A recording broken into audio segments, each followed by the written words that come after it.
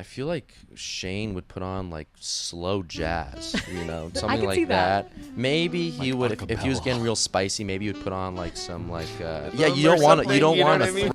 Okay, so this is very exciting. Highly anticipated new show, Heated Rivalry, coming out November 28th on Crave. Hudson Williams and Connor Storrie, thank you so much for coming in. Yeah, thanks for having us. So 2-star hockey players. They have kind of a fling, and then it turns into so much more. flings. Multiple flings. They get flung. So I want to start with the hockey of it all, though, because you guys are playing star hockey players, but neither of you could skate, or at least you couldn't skate. I could waddle. I could date skate is what I say. Like I could do like a thing around in a circle, and then I could go the other way. I could go both directions.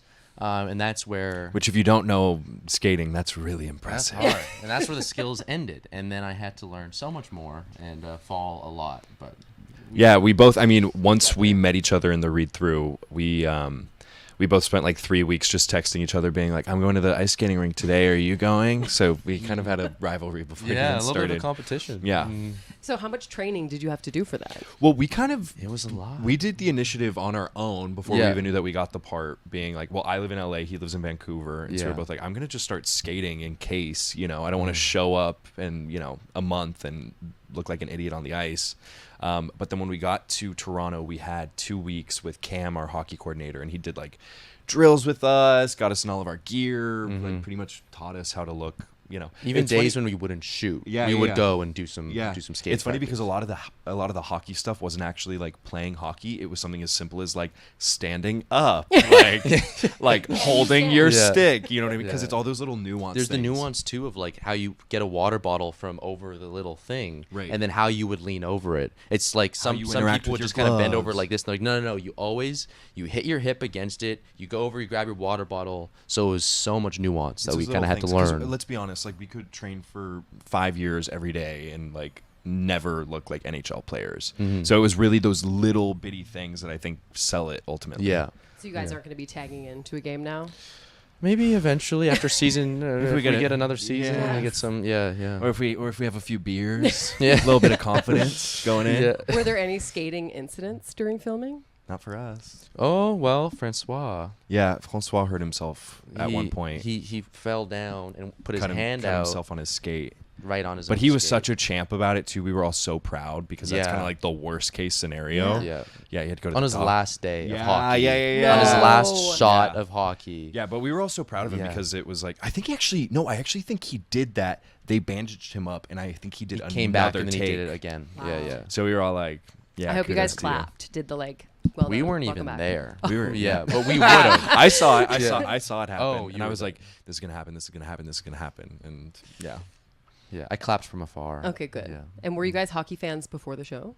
no. I grew up in a hockey town, but I was not a fan. I was the opposite of a fan, and now it's my favorite team sport. So I've had the arc with hockey. Yeah. I grew up in West Texas, and so hockey was not a huge deal. But we had a team there, and they were called the Jackalopes. It was like a jackrabbit with antlers. Okay, love that. Which I also thought was a real animal until I was probably like 12 years old. I definitely knew it wasn't. Yeah. Okay. And so actually, one of the dudes who was one of the professional hockey players that played, not one of our doubles, but played one of the hockey players that we play against. He was on that team the time that I was living in Texas, and I think I went to like 1 or 2 games when I was a kid. And I'm like, I definitely saw that guy. So I don't think I answered your question at all. I liked the answer. You were like wanna kind of edit a hockey it fan. You're a back. huge Jackalope Yeah. fan. That's all I'm hearing. Number like, one Didn't Jackalope know Go hockey, Jacks! but you liked the Jack. Go Jacks! I don't even know if that's what they say.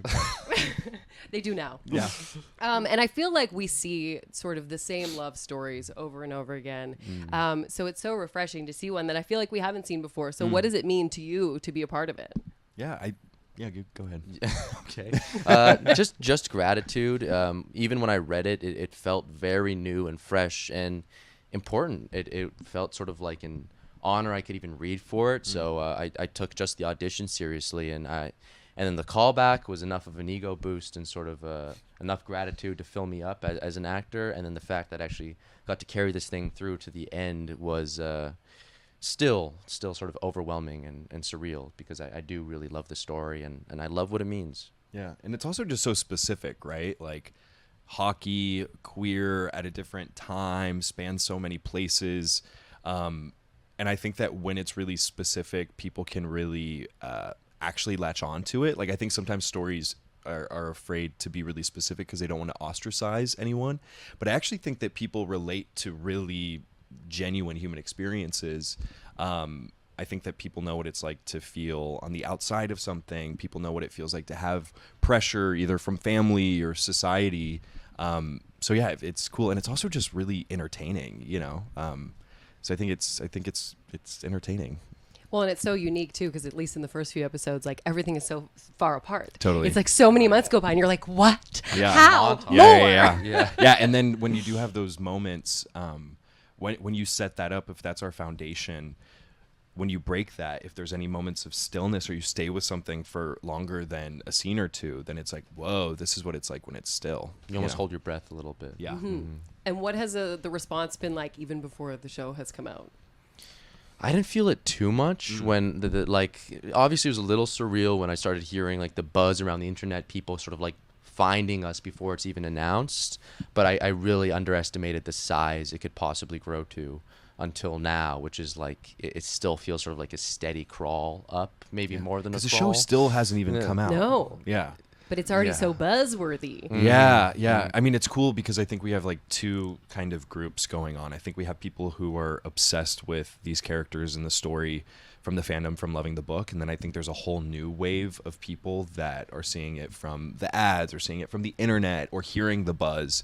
So it's really cool to have like two different dynamics going on. I'm really interested to see what, you know, the people who aren't familiar with the books with before, what their takeaways are, you know, because they're going to obviously appreciate different elements of it, not knowing these characters beforehand. Well, and the fans were screaming for an international release. Yeah. That was what I first noticed, like, because back before it was announced that it's happening, I noticed in the comments, like, the YouTube comments were intense. I'm going to be honest. They were like, back for my daily rewatch of the trailer since I'm not going to get to watch the show. Right. Yeah. And now you're getting that international release. So how did that news feel? I think that was the dream scenario that we could have totally. Like we were both going like, well, the dream would be, you know, Crave is already the dream, but then HBO would be, you know, surreal. And then that phone call that I came a little late to the FaceTime. 4 minutes late, and then getting that news, I thought they were messing with me. But. Yeah, it's super, it's incredible. One, I'm gonna be able to watch it now. You know, I had some fans beforehand. They were considering getting me a Crave account this certain way in order for me to be able to watch my own show. You know, like I love this. Yeah, so people were really like, I'm gonna fly to Canada and I'm going to stay there and I'm gonna watch this show. It's funny because I thought that after the international release was announced that it would be there'd be a lot more elation, but now all the other countries that don't have it are like jealousy. now everyone's like, come to Brazil, like we need this in Poland, you know. Yeah. So Okay, we'll just start a bunch of petitions. yeah, We'll I mean, get a I bunch think of petitions it's going. definitely rolling. I think they're going. They're Yeah. going. And I know you guys have addressed this a lot, the chemistry that the two of you have, because the director talked about how part of the reason you were cast is because of how great you guys were together. How early did that start for you? I remember the first time I met him in person, we had a little FaceTime. We got along. I think there was a overlap of like common interests and art we both liked. And then when we had our first shopping trip, which is the first thing we did, is we went to this very small little grocery store. And then I think immediately, it was just sort of a clicking started taking place. Yeah, it's kind of like friends, you know, like there's certain people that you just meet at parties or whatever where they just kind of speak your language. We also have a lot of like you said, interest crossover, which we can get pretty niche. We're both kind of film geeks and we like kind of, you know, the bizarre, the art, the uncanny, you know. So I think we had a lot of crossover with our interest. And yeah, obviously also if we got to this point, that I think that says something about both of us individually. Like it makes sense that if we find ourselves in this scenario, we're gonna get along. And I just feel really blessed because think about it, this could have been so like not easy. If it was like everything is setting it up to not be easy. Yeah. And we just lucked out. We totally lucked out. I think I sort of fell in love with Connor as a person at this one point. It was the first day we met in person, and then we were just outside of our residence, and then there was like a car that passed. Do you remember this? Yes. And then they were just kind of screaming at us, and then like there was like a tongue movement going on. This kid was like you there know, was like these how kids kids in in this car. public they try to do the thing where and they're like, I'm gonna weird you out. Yeah, Yes. yeah. And then Connor, I think, scared them. I You was know, like- they were already trying to scare us, and then eventually, I think their eyes kind of went bigger because I think we out freaked them. They You didn't. know what I mean, right? We Like out 13-year-olds What did you at a- do, freak. though? At 13-year-olds at a mall will He be was like, we'll be making like, oh, demonic- or Yeah. something. And so he was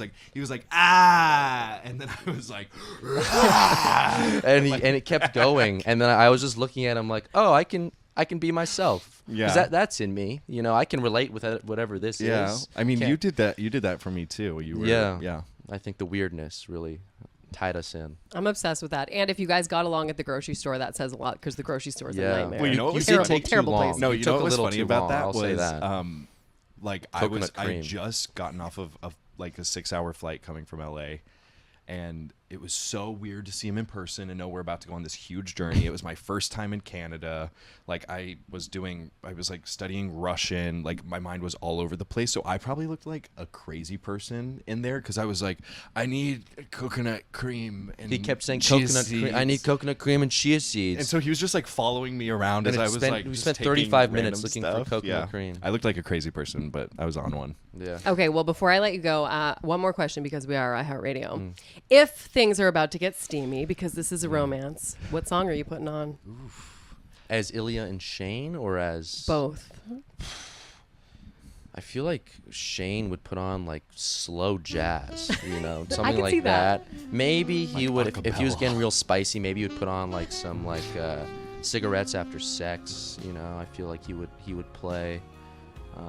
What are you putting on? I'm not answering that one. Oh, okay. I'm no music. He's like heavy death metal. Yeah. He's like Norwegian yeah. death metal. Techno. The rap. fact that you Yeah, won't yeah, answer trap. does lead me to believe it's something strange. But okay, what's your answer? I'm trying to think because if there's something with too much of a beat, then I feel like you try to match the rhythm. Yeah, you or don't want to. something, You don't know want what to I mean? thrust Or, like, to beats. And is, it's is also my like concern. I'm not super big on lyrics, but I feel like if the lyrics are too audible, then you're just kind of like listening to someone. I don't know, but it also feels too on the nose if it's about romance or love or sex. That's a tricky thing. So yeah, I would probably do something instrumental and beautiful. Okay. Yeah, like some sort of classical something. I'll ditto that answer. Yeah. Put on Bach. Yeah. Yeah. What Yeah, is Ilya Ludwig putting van on? Beethoven, Perfect. Chopin. What is Ilya doing? Ilya's probably doing Skriptonit, which is like this like rapper, kind of like thug out a little bit, but he has some really cool ballad stuff. Perfect. Yeah. All right. Well, Heated Rivalry, November 28th on Crave. Watch it. You're going to love it. Woo! Thank you so much for coming in, Thank guys. you so Thank much. you.